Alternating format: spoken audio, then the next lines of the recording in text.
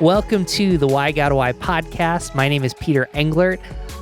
We are here to respond to the questions that you don't feel comfortable asking in church, and we're brought to you by Browncroft Community Church in Rochester, New York. We are currently doing a series about the world reopening after the pandemic, and depending on where you live, you might already feel reopened, or you might feel like the world's not reopening.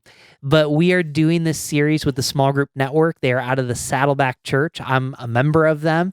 And we are here with the head honcho, the man in charge, the chief. His name is Steve Gladen.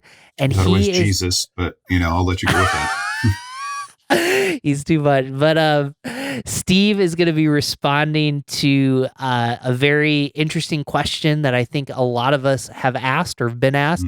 Why would I come back to church after the pandemic? So, Steve, welcome to the podcast.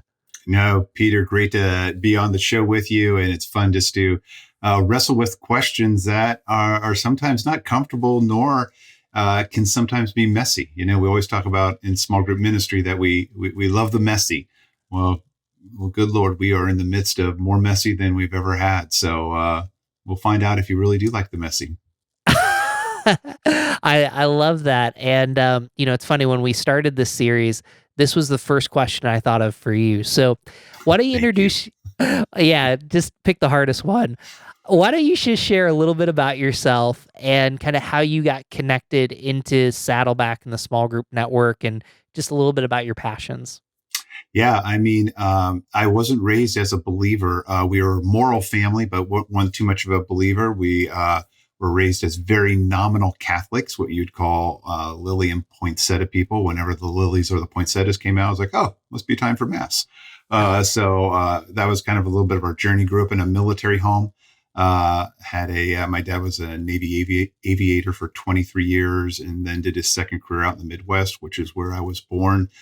And, but it was, no shock of my passion. It was through a small group that led my sister to the Lord, and she brought it back into our family, which had a cascading effect of 19 people throughout our family, through spouses and kids and everything, finding Christ as their Lord and Savior. So, didn't realize that at that point in time that was going to be so tectonic in everything that I did. And so, this led God calling me into ministry. If you know my story, I've got a lot of special needs that would make me not the top candidate. I love college football, and you look at recruiting rankings and all of that. I would have none of them.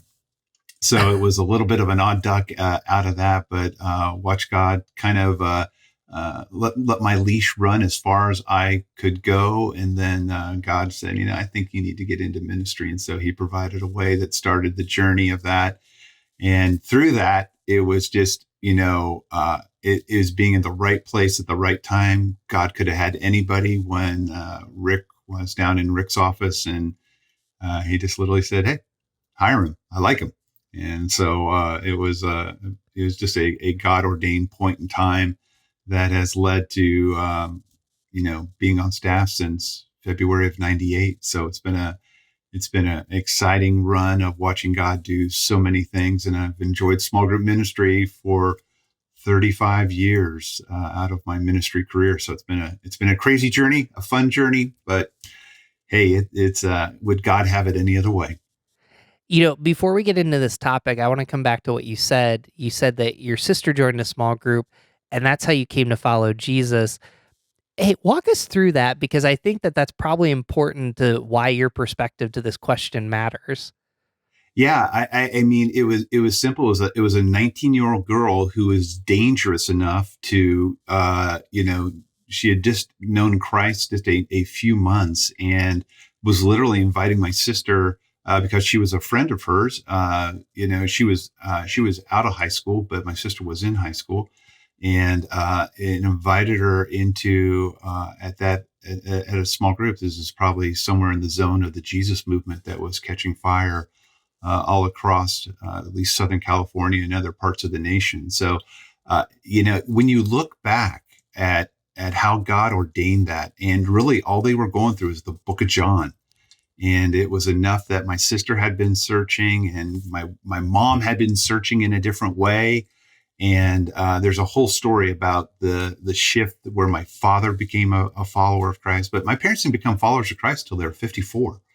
And so it's just exciting about you have a 19-year-old girl who changed the destiny of everybody, literally everybody, 19 people in our family unit between our spouses and their children changed the destiny. And it's just, it's the most inspiring story to me when I'm talking to group leaders and point people that, you want to be a destiny changer because, I'm going to be just like you when I get to heaven, I'm going to, hug Jesus and high five Peter and Paul and all that, and I'll see Adam and Eve and say, you suck, and kind of move down the line. But I'll definitely be looking for a young lady that changed the destiny of my life. I don't know her. She doesn't know me, but wow, she doesn't even know what I'm doing. So that's the craziness of all this story. So, but it's going to be exciting to bump into her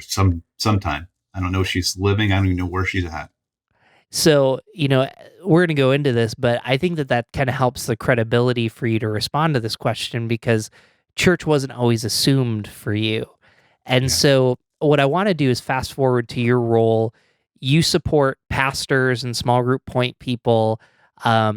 Basically, they're leaders of community. And pre March 2020, everything you did, you had a blog, you had podcast, but the thought was, hey, we are in person, small groups are meeting in person, even the church that you're a part of. Yeah, there's a robust online, but the senior pastor, as you mentioned, Rick Warren, help us reflect on what that was like this past year to kind of have to question a lot of assumptions about what church and community looks like in this year of shutdown.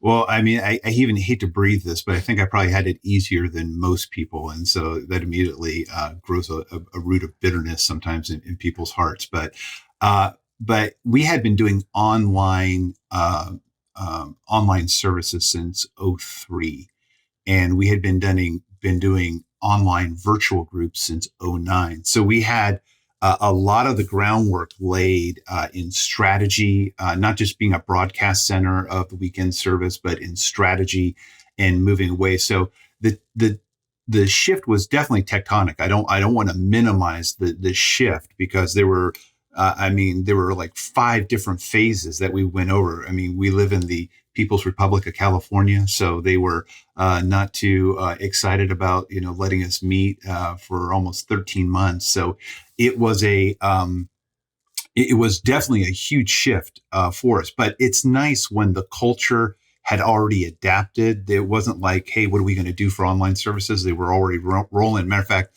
one of the beautiful things is that we've improved them even in more aspects, where you're no longer looking in at one of our campuses. You're having your own online experience.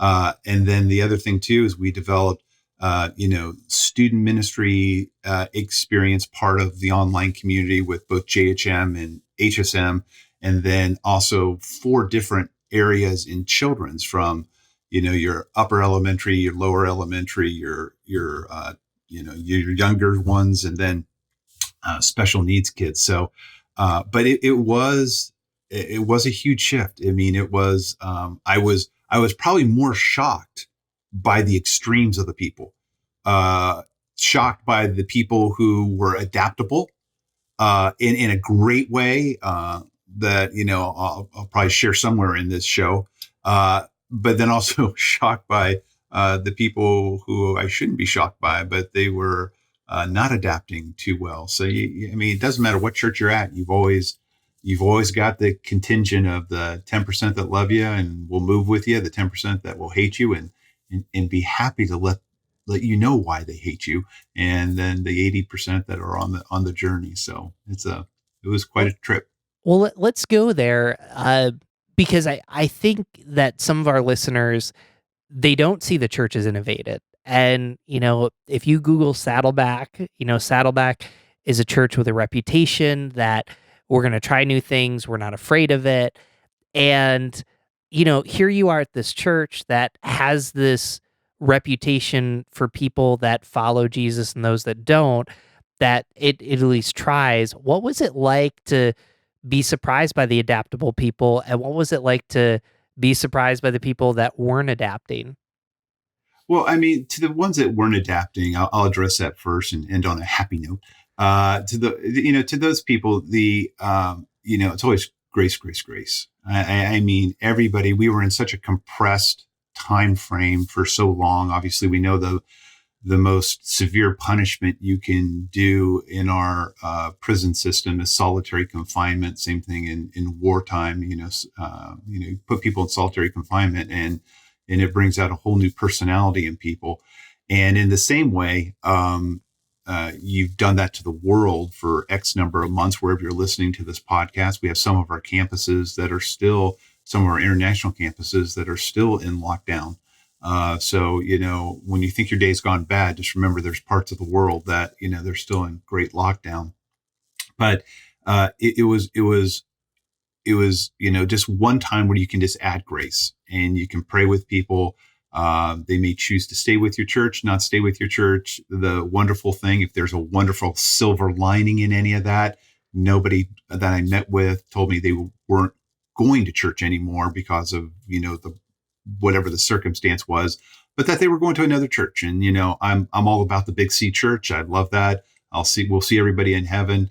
But I am more concerned about people, like you said at the top of the show, is that I know what it was like not to be a follower of Jesus. I know what it was like to go.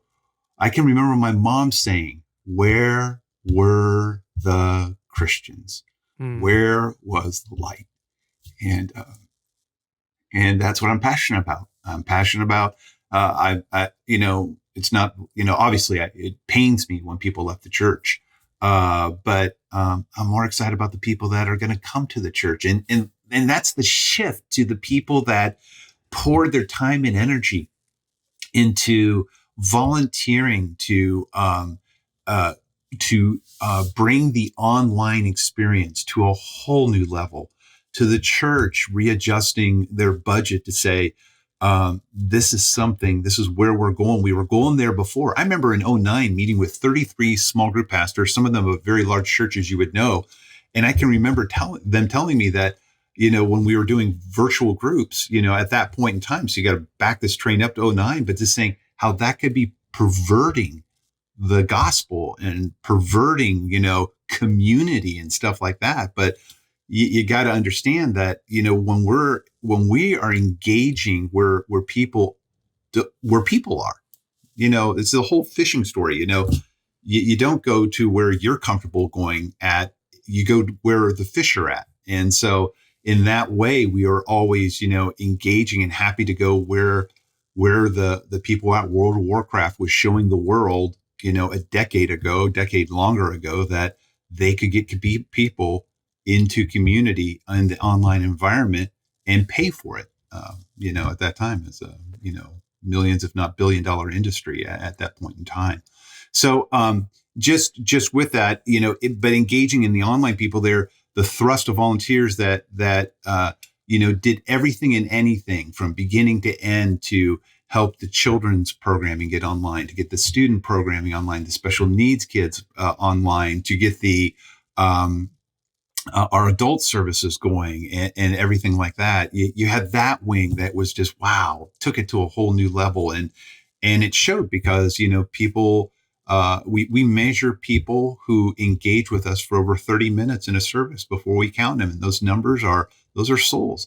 But also then, Rick just saying, hey, we're not going to be a gathering center. We're going to be a mobilizing center to our community and the community needs. And at that time in Orange County, which, to give perspective, it's, we're right between LA County and San Diego County. We're dead in the middle. Orange County is roughly about 3.3 million people, not as big as San Diego County or LA County, but, still a chunk of folks. But one of the highest needs is when schools were not meeting, was food for the kids. You can shout Jesus all you want, but when your kid is going hungry, that triggers a whole set of emotions in you. And so often, the church, is tone deaf to what your community is screaming. And so one of the things is we mobilize volunteers. So you may not be great in the tech world or the studio world or the camera world or whatever is involved in that whole, virtual, space that we're talking about. But at the same time, you can build boxes for food that you put food in. You can hand a box of food to somebody. You can do setup. You can do all those. And, obviously, you knew a little bit that the show was coming. So I just pulled some current stats. So since March of 20, so this is a chunk of distance, we're talking, I don't know, 15, 18 months. You can probably do the math better than me because I'm the one talking. But we've just gone over giving away 14 million tons of food. We have had 43,926 unique volunteers that have been somewhere on the field in food distribution. During the pandemic, because the government agencies were shutting down the food centers, we became the number one food distribution center in Orange County. A church did. Now, here's the blessing. To date, on the airing of this show, 27,733 people have prayed to receive Christ who came to get food. Now, would they have come to the church? Maybe. But when you meet people's needs, and you see this all throughout the New Testament, Jesus tended to meet the needs and then talk about Christ or talk about, following the Lord. And in the same way, sometimes the church is just tone deaf to what the needs are in your community. I don't know what the needs are in every community, but I know in ours, food was a big one. Joblessness was another big one that we focused on. Single parent families being able to have ready-made food that they could put in the microwave for the family. That was another big one. But the point is, and I get it. We've all been to crusades, and lots of people walk the aisle, and where are they at? But the point is that seeds were planted. And when you look at 1 Corinthians 3:6, evangelism just isn't leading people across the line like those 27,000. But it is about being able to plant and to water and then to harvest. And I can guarantee you, every person who received the food that we've put out, and I think it's over 255,000 families have received food from us. There is somewhere in the back of their brain that church is good. Church is nice. Church cares for me. So that when a pain point happens, our prayer is that they will turn to the church. And then the other thing for our community, what's been great is it hasn't been any of our pastors who have led those people to Christ. It's all been volunteers.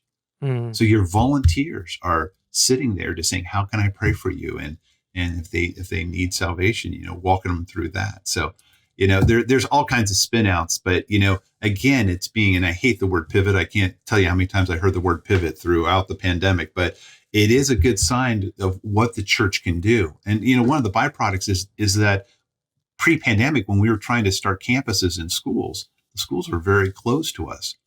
But now, there's a couple of school districts that said, you want to start a church? You call my school district up. And you got to build a bridge of friendship that Jesus can walk across to touch people. And right now we're partnering with a lot of, we have mailers. I have a mailer somewhere. One of my folders is that our Orange County government, our governmental system in Orange County they put out flyers to everybody about where our food pop-ups are going to be. They're partnering with the church. So, it's crazy good stuff. I want to come back to, because you said that your mom said at 54 years old, why didn't anybody tell me about this sooner? And it just seemed like it touched a nerve in you. What was it about your family that changed?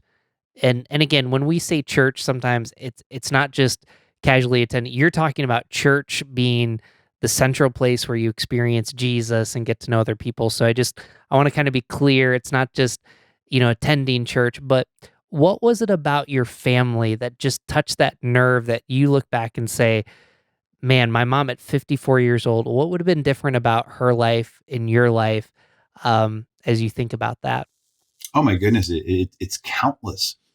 I mean, I can only think of where my life trajectory would have been, let alone my parents, because I was, you have kids that make you look good, you have kids that make you look bad. Any of you that are parents, you'll get that. But I was a kid that made you look good, but there was plenty of um, depravity that was floating throughout my life that I'm not the most proud of.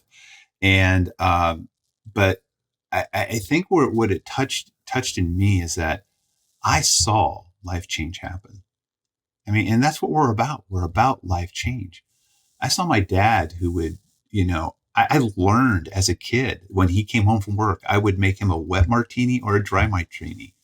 I mean, before my 12th birthday, I could make a wet martini or a dry martini for anybody that needed it. And that was just part of what I did for my dad when he came home.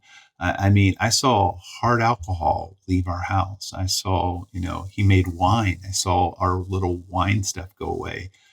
He smoked a pipe, I saw those go away. My mom smokes, saw that go away. There's life change that happened. And, if anybody drinks or smokes or, those things, I totally, I'm not trying to bag on that, but I'm just saying I could see a change in who they were.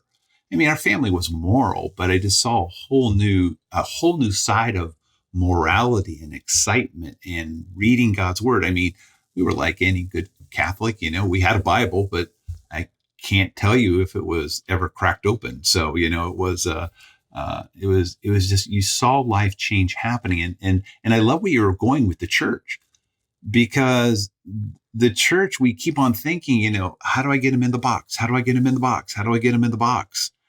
When there's a lot of people that don't like to go to the box. And we learned that in the pandemic, they weren't going to go to the box. There was a lot of believers who didn't want to go to the box, and so you just learn that what's the bottom line? The bottom line is, people becoming followers of Christ and them getting discipled.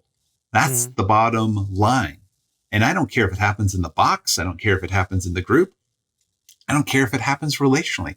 I've prayed with many of my neighbors to receive Christ who have never walked on the property of Saddleback Church.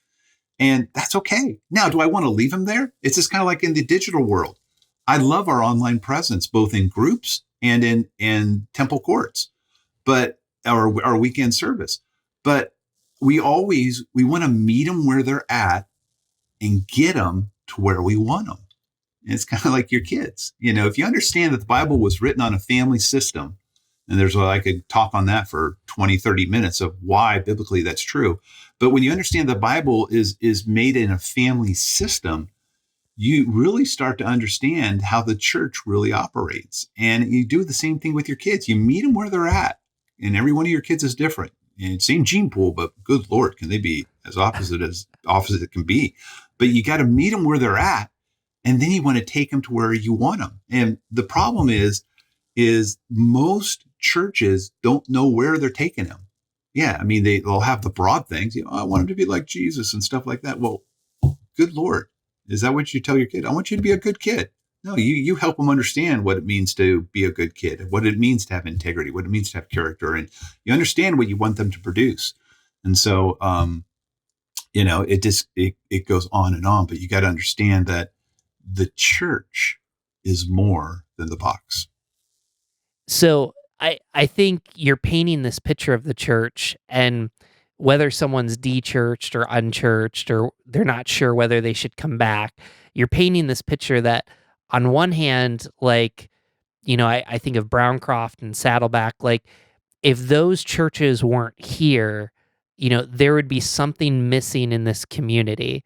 But then on the other hand, you're painting this individual picture that, hey, when you get involved in the church, like you change and it's because of Jesus. So, you know, we're asking this question, why would I come back to church? And I think even the question is like, oh man, I'm going to get roped into a small group. I'm going to get roped into serving and like your job is small group. So, we assume that, and I actually think we should just lean into that. But to that person that's asking, why should I come back to church? Why should I get involved? What would you say to them, if you're sitting down having coffee with them? Again, it depends. In evangelism, there were two great schools that produce what we call the Gray Scale or the Ingle Scale, and they helped you realize that way before somebody walks across the line and becomes a follower of Christ, and there are progressions, there are steps that get them closer and closer and closer and closer. We also learn in leadership development that Jesus, he just took the disciples where they were. In Matthew 4, his only requirement to be a disciple was follow me. And that 3 years later was die for me. So, he didn't leave them right there. And in the same way for people who, are saying, why do I need to come back to church? I mean, it forces you to ask the question, what is church, first off? So you got to understand, okay, what is this thing that we're talking about? But then it is also trying to figure out where are they at. And the tough thing about ministry is every person is different. I wish it was a broad brushstroke that you could paint and say, if you just do 1, 2, and 3, you get most of the people. It's kind of like the educational system. It only hits 40%. Teacher standing in front of 35 students, it only hits 40% of the bell curve, but it's the largest slice. So I get why they go after it. But again, that's the beauty of temple courts and house to house of how God designed the church, to be able to hit people and individuals and help them move. So there's almost a progression where you just got to understand, is this an unchurched person asking? And then I just want to be the follow me and see what I do in my house and on my street or at my office or what I do so that you can, get a little closer to the one that can, have a tectonic change in your life. For the believers, I think you can dial that up a little bit. It's kind of like your kids who know better. You can dial up the heat a little bit better for them to know, because so often we go to church and we critique what we got. It says, what did I get out of it? How was the sermon? Let me rate you on a 1 to 10. How was worship? How comfortable was the seat? Was the air conditioning good? Was the sun in my eyes? Because we're meeting outside and stuff like that. We become a consumer mentality, but the church, the weekend services weren't designed for you. They were designed for people who don't know Jesus. So, part of why you got to come back to church is you're coming to give. You're coming to contribute. You're not coming to consume. Now you get benefits out of it, but you're coming to help make a difference for that one person that you bump into. And that's why I love, I love working a room. I love working an office. I love working our campus, because I love to go to the nooks and crannies where there is that person who doesn't know why they're there, and you can engage with them. And so part of it is you got to understand, you're coming to church not to get anything, especially let's not get COVID, but you're coming to church to give. And you're coming to give, a smile, a handshake, sitting by the people. Do you know the people next to you? All the way to, you want to get mobilized into helping your church do what it does best. Because again, the big part of, of reaching people is in God's design of the church is temple courts and house to house. It's the weekend services, and it is your small groups. Those are your primary vehicles that God orchestrated in the church. And so how you can mobilize people from where they're at and getting them to where you want to go, that's all part of it. So I love it when you pose your own questions, because now you just have to answer it. So you said, what is the church? So I'd love to hear your perspective. I'll probably throw in a few thoughts, but then, you've used this phrase, temple courts. Help our listeners understand those two phrases, because I think it could be helpful. Because even what are we talking about with church? Are we talking about, coming to a dead service that doesn't connect with my life? Or I think what you're even hinting at is the definition of church is something that's far more powerful that we can't just dismiss. But what's the definition of church and temple courts? Yeah. So, first off, Jesus is our prescriber of, what's right, what's wrong. The New Testament is what we're looking at. Obviously, the Old Testament is a foreshadowing and a complement to the New Testament. But you got to understand, just macro church wide, is that, when Jesus walked this planet, you have four gospels, Matthew, Mark, Luke, and John, who captured his vision and mission. And it's summarized in the Great Commission and the Great Commandment. And so if you want to go to know what is church, you look at the verbs of the Great Commission and the Great Commandment, and that tells you what church is. Church is about building authentic community. Church is about discipling and growing. Church is about giving to others, like you give to your neighbors like you give to yourself. It's a serving aspect of it. There's the going aspect that you go, you do outreach. And then there's the vertical connection of what do you need to surrender and sacrifice so the kingdom work can happen even better. That's what worship is about. Worship isn't just singing. Worship is more about surrender and sacrifice. You see what Jesus, modeled to us in those first four gospels of his life, and more importantly, what he prayed in John 17 prior to that. And you start to understand this is what it's about. It's about taking the Great Commission and the Great Commandment and those aspects of that and doing it. Now, how does that look like methodology wise? And so you see the birth of the church in Acts. But what's interesting is that before Jesus left this planet, he knew it was broken and he knew it was ugly. And you think the pandemic was ugly? Just start studying church history. There's worse things than the pandemic that we just experienced that happened in church history. So there's a lot of ugliness there. But he knew it was ugly, and he told us he would give us two things. In John 14, he would give us the Holy Spirit that would bring conviction and comfort. And the other thing too is in Acts 2, he gave us the church. Mm. And the church, when you look at the Acts 2, when the church was birthed, the first part was temple courts. The back half was house to house. And you start to see that the normative aspects of what happened in the churches, which is the letters and the epistles that happened, is you see there's a lot of messiness. There was a lot of confusion. But at the very crux of it, the Holy Spirit held it all together. And so you understand that what the church does and what the church looks like is always engaging people and people where they're at. And that can happen in many, many different ways.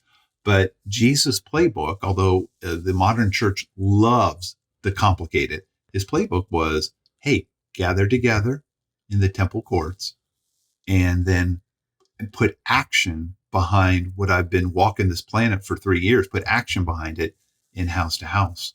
And there's many aspects that can happen with that. So that's a very broad brush aspect of what it looks like. Although it is interesting in this day and age, churches got thrust into the digital aspect because, it's funny.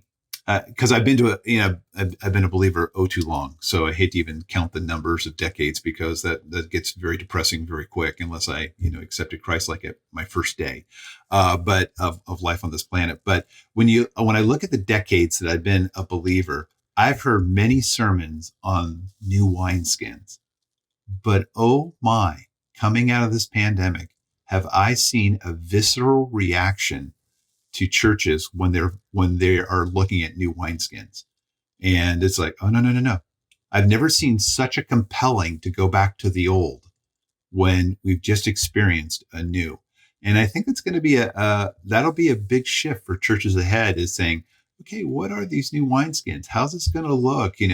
God opened us up to a digital age, and God opened us up to a lot of data that we're getting from that digital age. And the big question is, what are we going to do with it? And I'm excited to see where the churches that are willing to go into the unknown, what God's going to do with that. And just like the Church of Antioch, we like to gravitate to what's comfortable. Mm. And the church was very comfortable in Antioch. But what did God do? God said, no. I want you to go to where people are at. So I'm going to scatter you. And the same thing, the church has been ignoring the digital world. I hate it when the church is always downstream of culture, and the culture has been so into we are so far behind. When sports When esports is taken off, what's the church doing? Nah, I want to pretend it's not there. Or if nothing else, I'll do a broadcast. I'll at least put my service on the internet.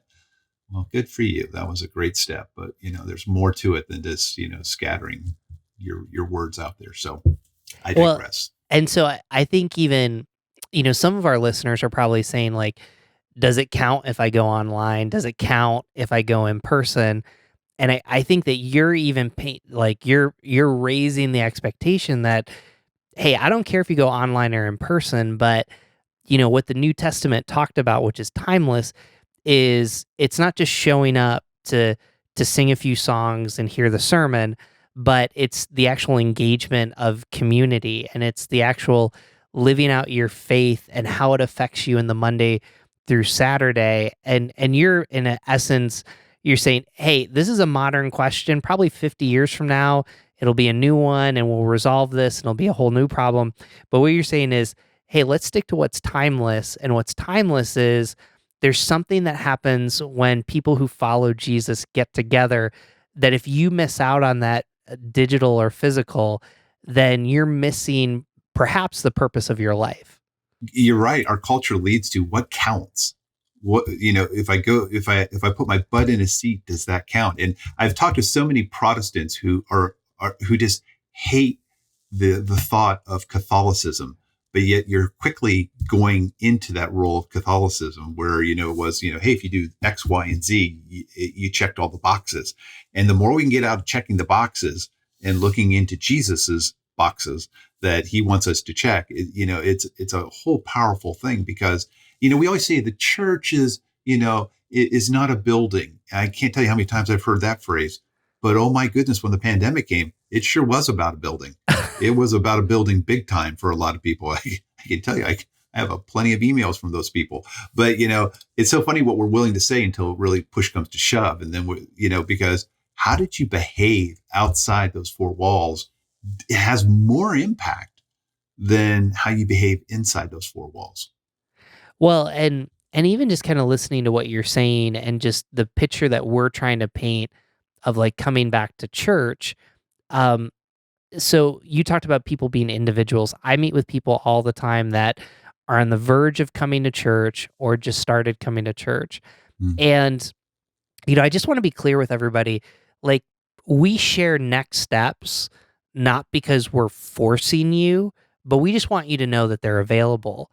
And I think even what you're saying and hopefully what I'm saying is if you sit in church online or in person for a year and don't do anything, I'm okay with that. But when you feel it's time to take that step, and I'd even argue that maybe it's even the Holy Spirit kind of speaking to you, we want you to be ready and we want to be clear that that opportunity is there because we want you to feel as an individual, but we also realize your timeline and our timeline and even God's timeline might be different, and we're willing to journey with you there. We're, first of all, glad you're showing up, but we believe that God just wants so much more. I think we're kind of saying the same thing when it comes to that, trying not to force people to take that next step. Yeah, and I love where you're bringing, because when you look at cults, and I'm talking not the not the theology of cults because they're screwed up, but if you look at their methodology, they are super clear on what your next steps are. But the problem is most churches, you don't have a pathway to help people become a follower of Christ. You don't have it ironed out. You cannot. One of the biggest mistakes I left in ministry saying people are so intelligent that they will know what the proper next step is. And that's like telling, you don't need to tell your kids what the next step is because, they'll figure it out. These parents that say, oh, my kid's in high school, they'll figure out, what Jesus is or what God is or something like that. No, they won't. We're depraved people. We always gravitate towards the junk of this world. And the whole point is that churches need to, I love what you said on next steps, because you've got to think, what is that next step for, someone who just watches for 5 minutes of a service and bumps out or things like that. How can you engage them and stuff? And And the way the church is set up, there's just natural needs that only the church can fulfill, that can help people on this planet. And we do have the best kept secret, but we like to deviate from what Jesus' playbook was, and we love to complicate it, and it just gets into a screwy mess. Well, this has been just a robust conversation. One place that I kind of want to close, because we're doing this series kind of based on my involvement with the small group network, and just you deal with a lot of pastors, small group point people, volunteers, small group leaders. What would you say to them? Because they're having these conversations about, why would I come back to church? Why would I come back to my small group? And, you've just, in this last episode, have really you've painted a picture of grace and truth, of trying to understand people. And, how would you encourage them to have these conversations with people so that, it's filled with the love of Jesus, but it's also challenging people to maybe go somewhere where they've never gone before? Yeah, and I would say my answer is going to be very counterintuitive, because it's not to give them reasons to come back to church. It's not to find out why they're not coming back to church. But I would, you want to build a friendship with them if you don't have one, obviously. But if you do have that relationship with them, you want to find out how they're feeling. How are you doing with everything? Minister to them, and they'll follow you. uh, you know, John, Gospel of John talks about, the sheep know the shepherd's voice, because the shepherd takes care of them and protects them and walks with them and helps them and things like that. And your people will know your voice. Your people will know where you're wanting to guide them. If you want to get them back to church, my question would be to you is, do you really know them? What are their pain points? Why?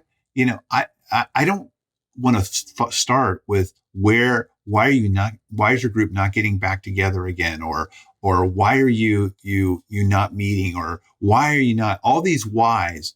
But what you want to do is find out, how's this been going for you? Where are you at? Where are your pain points?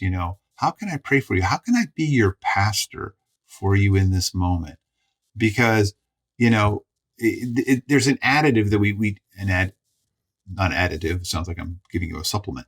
But there's a picture that we like to give our leaders, is that you want to give them truth, and I get it, and but truth is built on a platform of trust, and trust only happens when you spend time with them. So if you haven't spent much time with these people, you really can't dial it up and give them any truth about why they should come back to church or why it's necessary or anything like that, because they don't care, because you're not a trusted source. You may say, "Oh, I'm your pastor." Well, I mean, start with some of the basics. Do you know their spouses' names? Do Mm. you know their kids' names? Do you know what they're going through? Do you know their birth dates, their anniversaries? Do you just know simple stuff about their life before you even delve into that? Because it's the same thing in a family system. You want to give your kids truth. But if you're not a trusted source because you spent no time with your kids, you can say you're the dad or the mom and use positional authority. Oftentimes that's what the church does.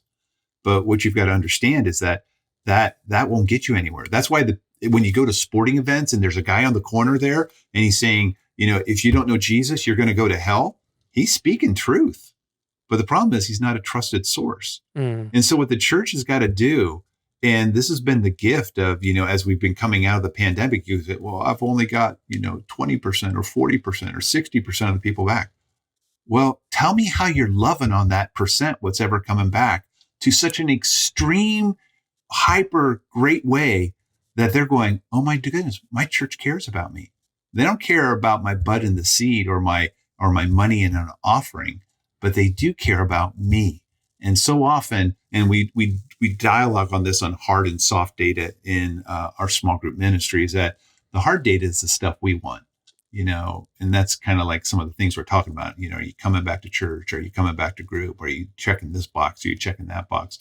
But the soft data is what makes an impact on people's lives. And that's when you know them. You know who they are. You know their family unit. You know what they've been going through, and how you can pray for them so that you can earn the right to be able to speak the truth with Mm. some people. And people you have a relationship with, my conversation is pretty quick. Hey, lead. You're a leader of our church. You need to lead. I've got enough relationship with them that I can go real direct on that. But there's a ton of people where I'm just saying, hey, I'm here to help you. Don't worry about it. If you're not comfortable with church, or if you're comfortable just watching it online, or something like that, we want to get to know you so we can move you back. And which leads beautifully into small group ministry, because the only way you can be scalable in a church to know everything that's going on in your church is by developing a small group system, i.e., what Jesus told us to do, so that you could have the relationship, so you could be with the people. Wow, that was a really powerful and gracious way to end, and even just a challenge to leaders, not just our listeners, to just say, Yeah. to handle that how Jesus would. So, speaking of Jesus, we always close with one question. We all answer it, so I answer it, you answer it. But what does Jesus have to say about going back to church? And I'm going to answer it first, because then when you answer it, you get to clean up any heresy that I throw out there. So, uh, I thought you were my safety net. uh, I guess we're both out of luck. But anyways, we'll go there. So, as I thought about this question, why would I come back to church? I had about 2 or 3 years ago, I had lunch with a person that I met. Kind of, I do what you do. I just walk on the fringes and I get to know people. And I met him and I sat down with him and we had lunch. And I said, why are you coming to church? And he said, well, I made it a New Year's resolution. And he's like, I'm not a huge fan of creation. I've got some questions about Genesis. Mm. And I just sat with him and we ended up being a part of a group together. And it just had me thinking, I read this book that was written by someone that doesn't follow Jesus named Charles Duhigg. It's called The Power of Habit. He has a whole chapter in there about Saddleback, the church that you're from, and Rick Warren. And it talked about the habits in your life. And, Rick has talked a lot about, hey, go to church, be in a small group and serve. And this is someone that's not a Christian that's talking about this. And I think of my friend who I had lunch with. And, for some of you, you're listening to this episode and you're saying, I don't I don't give a flip of what the Bible says.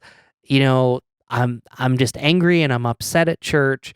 And I just want to affirm like that you feel that Mm. way and to go through that. And there's probably a lot of legitimate reasons, but I can't tell you this, when the moment of this episode is to hear what you say that, how much your life would have been different. And your mom said, why didn't someone tell me this sooner? And I just would challenge you that maybe there's a church out there that you're just going to say, you know what? I'm going to be a part of this church for just 5 weeks. And whether it's online or in person, just to say, you know what, I'm going to commit to that. And even for those of you that follow Jesus, that you're trying to get back into the rhythm, I'd cite Hebrews, don't forsake the gathering together. That the one thing that I'd say to you, there's something about the habit of attending church that reframes your week. It reminds you you're part of a bigger community. It pushes you to grow spiritually, and so that would be, I think, what Jesus would say is it's not rocket science or radical, but just even carving out that space and say, you know what, I'm just going to try it. I'm just going to make it a little bit of a habit. So those are my thoughts. I don't know. What about you, Steve? Yeah, I mean, I love where you're going, and I would just piggyback off of that, because when God created us, and that may be a blocking point for some people, but you can go from when the point I was on this planet. You have three intrinsic needs that you're trying to fill, and that is you're trying to be a part of something bigger than you.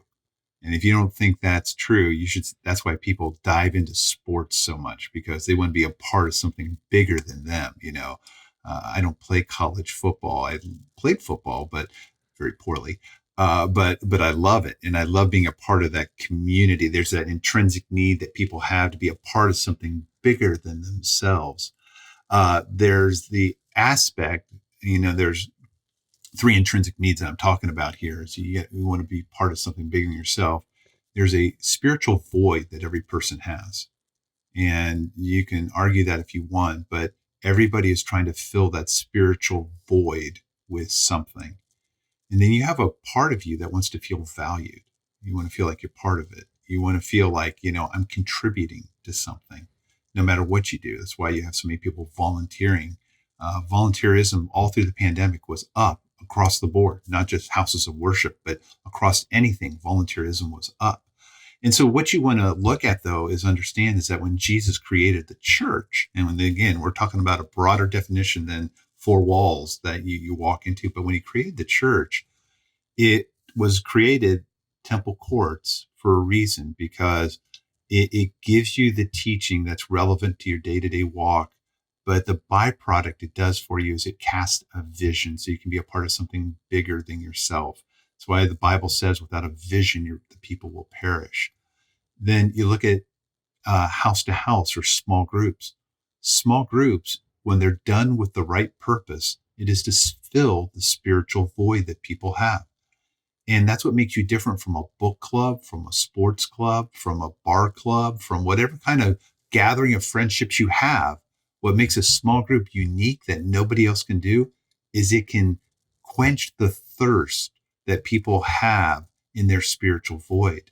And when you serve God with where you were designed, then the natural byproduct is value, because you're part of something in the intrinsic things you get. And so part of it is to the church people, I would say, stay on God's playbook, because when you meet those intrinsic needs, people will come because you're filling their needs.